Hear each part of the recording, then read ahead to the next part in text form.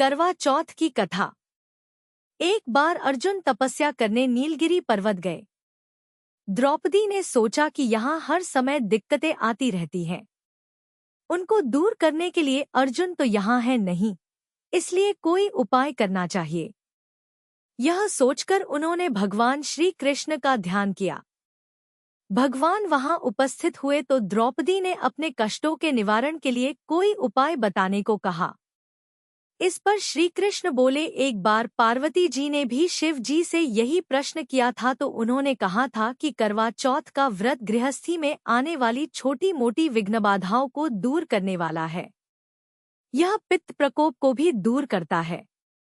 इस पर श्री कृष्ण ने द्रौपदी को एक कथा सुनाई जो इस प्रकार है। प्राचीन काल में एक धर्मपरायण ब्राह्मण के साथ पुत्र तथा एक पुत्री थी। बड़ी होने पर पुत्री का विवाह कर दिया गया। कार्तिक की चतुर्थी को कन्या ने करवा चौथ का व्रत रखा। 7 भाइयों की लाडली बहन को चंद्रोदय से पहले ही भूख सताने लगी। उसका फूल सा चेहरा मुरझा गया। भाइयों के लिए बहन की यह वेदना असहनीय थी। अतः वे कुछ उपाय सोचने लगे। उन्होंने बहन से चंद्रोदय से पहले ही भोजन करने को कहा, पर बहन न मानी।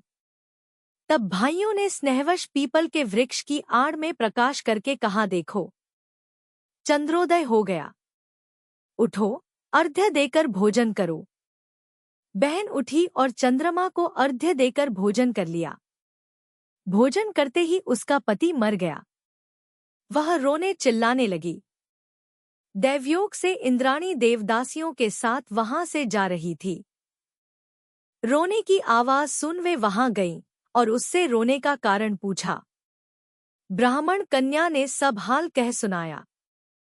तब इंद्राणी ने कहा, तुमने करवा चौथ के व्रत में चंद्रोदय से पूर्व ही अन्नजल ग्रहण कर लिया, इसी से तुम्हारे पति की मृत्यु हुई है।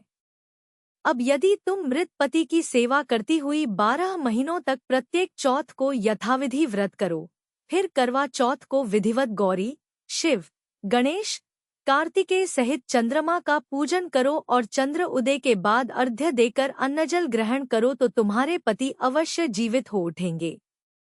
ब्राह्मण कन्या ने अगले वर्ष 12 माह की चौथ सहित विधिपूर्वक करवा चौथ का व्रत किया। व्रत के प्रभाव से उनका मृत पति जीवित हो गया। इस प्रकार यह कथा कहकर श्री कृष्ण द्रौपदी से बोले, यदि तुम भी श्रद्धा एवं विधिपूर्वक इस व्रत को करो तो तुम्हारे सारे दुख दूर हो जाएंगे और सुख सौभाग्य, धन धान्य में वृद्धि होगी। फिर द्रौपदी ने श्री कृष्ण के कथनानुसार करवा चौथ का व्रत रखा।